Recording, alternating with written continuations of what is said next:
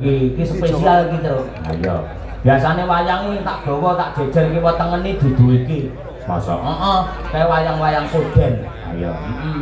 Milih iki wayang berlapis emas kabeh. Ayo, tenan. Heeh, kuwi ana lapisane emas kabeh. Semono mbane urung karuan iso metu setahun pisan. Ya. Ku persembahkan untuk warga masyarakat Madiun dan Bapak Bupati serta Bapak Wakil Bupati. Men cetha iki lho tinggarane kok luhur sing ampuhe kaya ngene. Nggih, sembah nuwun ngatanmu kami nggih. Bu Kesi, ayo nembang sik Bu Kesi coba kaya apa. Nggih. Nggih.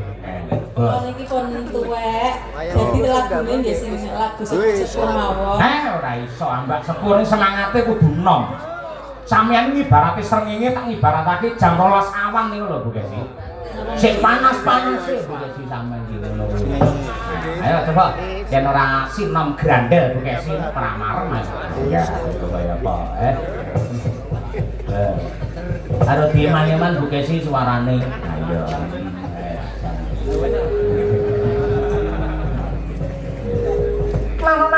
Nano. Den.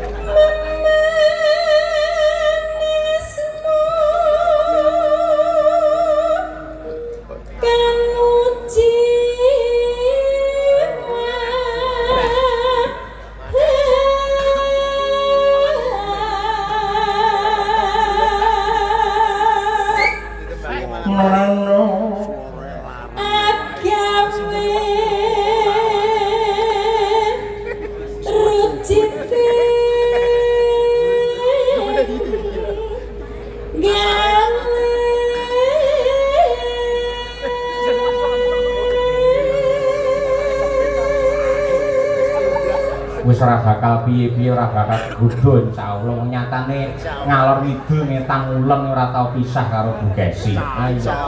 Tanggapan ngene ya mangkat bareng, munggah panggung bareng.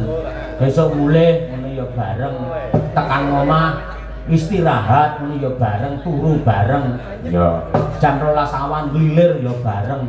Ning ya kuwi pringis keluwen rene sego. Ayo dandakne lho. Sego dandakne. Wah Pak Marsono, sugeng Pak Marsono. Wah nggih menika ingkang putra nggih wonten mriki. Ingkang putra mantu. Ha iya nggih. Menika jas kemenangan. Saru mantu sing ditresnani.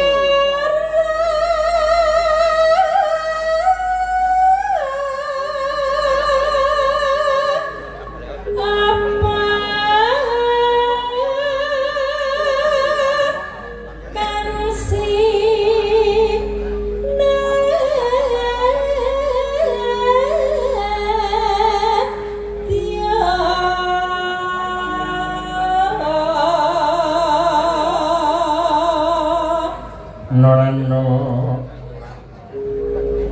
upama mundut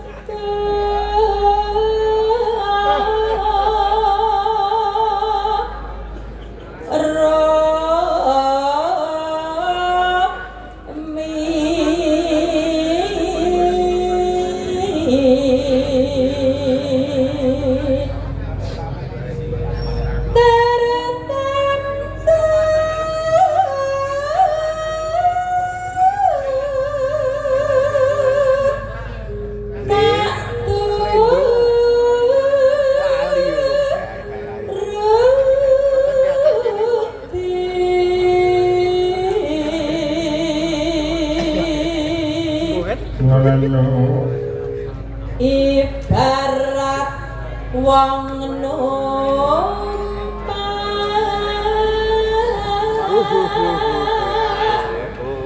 perahu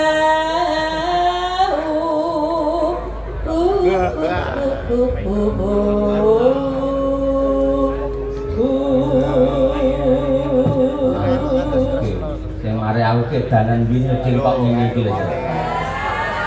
Terus lorotan nih. Lho, sampean ya kuwi lorot lho. Cengkoke kuwi lho, Bu. Sing ana Pak Bupati mbuju lho sing ana. Iya, gumujeng kok guyu. Gumujeng. Nggih. Lumam Sing lho. tanpa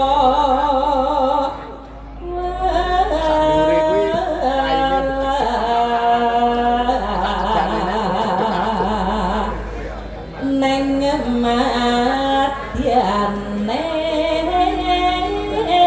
jala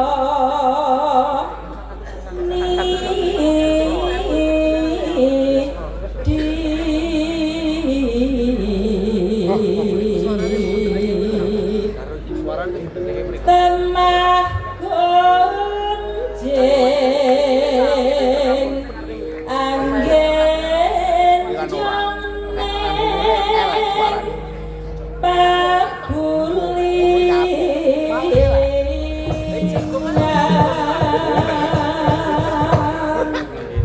Alhamdulillah wilujeng sekolah. Menika ugi wonten WA saking Pak Marsono. Pak Mbak Dian. Wah, iki. Assalamualaikum. Waalaikumsalam. Golek gapuk. Sugeng enjing Pak Dalang taksih monitor wonten lokasi. Selamat hari jadi Kabupaten Madiun ke-458. Semoga Madiun tambah maju, guyup rukun dan bersahaja. Amin. Ugi saking menika kadang kula Mas Joko Sabtono nderek nyimak saking Cikarang. Mugi lancar ngantos paripurna. Nggih, amin ya rabbal alamin. Ugi menika saking Pak Ngadinu. Saking Laladan Pondok Ungu Permai Bekasi. Kepareng monitor sembah nuwun. Ya, nggih. Lan ugi sedaya para kadang mboten saged kula aturaken setunggal ndoko setunggal. Sugeng laras Pak Harnoto saking Laladan Bukit Raya Tenggarong seberang Kalimantan Timur. Ya, sugeng midhangetaken dajute apa? Coba karyane Mbah Supron wae Sri Huning Mustika Tuban. Ya, Cangkrang, ngadeg. Sirep. Ugi kula aturaken dumateng para kadang-kadang, para YouTuber. Sirep. Akeh banget sing kepareng rekam iki. Iya. Sing adate isu muni sukses ora tau ketok ya. Endi lak goleki nang ndi lho. Gawe sukses kok nyuting terus. Para nom-noman sing gemar wayang matur nuwun tak aturi Sri Huning Mustika Tuban dening mantune Mbah Supron Bondo Ibu Sukesi Rahayu. Ya Bu.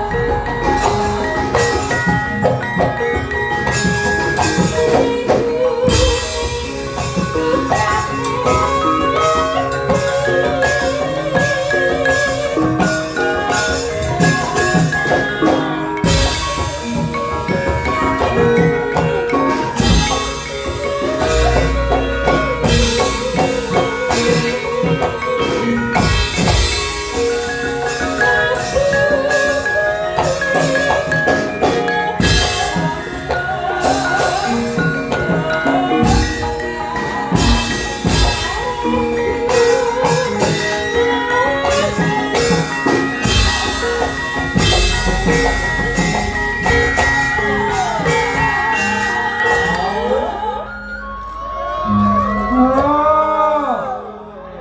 Dalam. Dalam. Niki lho ingkang sami mirsani tasih kuatah sanget. Ah, nggih. Saya ingkang remenaken generasi muda Madiun ingkang remen kalih Ringgit Purwo tasih kuatah sanget. Terbukti teng wingking nika cah enom-enom sing mirsani ya Allah kathah sanget. Ngoten. Kaya muga-muga Bu Kesi sing jenenge wayang iki tetep berjaya sepanjang masa walaupun zamane berubah menjadi apapun khususnya teng Madiun wayang tetep eksis sepanjang zaman ngono kuwi panyuwunku. Nggih. Dan nika Hah, priye? membanggakan sekali generasi muda Madiun ingkang remen wayang. Sebab zaman sakniki niku pun mulai mengkhawatirkan lho Pak Dalang. Lho kok iso? Karena perkembangan wayang niku sampun dipun seret ilmune kalih bangsa mancanegara. Niki angger musim liburan bangsa Amerika, Inggris, Prancis, pokoke kakek benua pundi-pundi sami ngangsu kawruh babagan pedalangan kalih karawitan teng Solo. Nah niku enten sanggar-sanggar kantong-kantong budaya sing ditekani kalih bangsa mancanegara. Lek awake dhewe iki enggak ngrungkepi bener-bener keseniane awake dhewe, bakale awake dhewe iki sinau gamelan, sinau ndalang ning Amerika Serikat kono. Amerika Serikat. Iya, nggih. Bener kaya ngono nis, percaya yakin wae pokoke Bu Kesi nadyan kaya ngopo lang kepiye lek nun sewu nabuh piyai manca, piyai Jepang, piyai Amerika, piyai saka Eropa apik ana akeh. Terus apa kuwi jeneng nyinden kae ndemben kae Mbak Megan apik. Nek lek dalang yangel. Nah, dalang yangel. Saweneh iki jenenge dalang ngempet nguyuh mangka sewengi.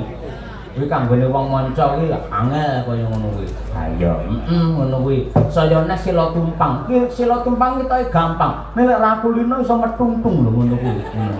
Iki dengkul iso munggah wene ngono kuwi. Ha iya, kuwi ya mergo tinggalane para luhur biyen ya kok. Heeh, kita percaya. Sing penting antarane pejabat, masyarakat, seniman tetap bersatu untuk teguh mengibarkan bendera budaya di Nusantara. Kuwi penting. Contohipun kados para penggede wonten ing Kabupaten Madiun niki Bapak Hari lan Bapak Wakil lan sedaya tansah peduli kalih seni tradisi wayang. Mugi-mugi Madiun boten bosen-bosen nglestarekaken wayang kulit sepanjang zaman. Amin. Amin. Lanjut Bu.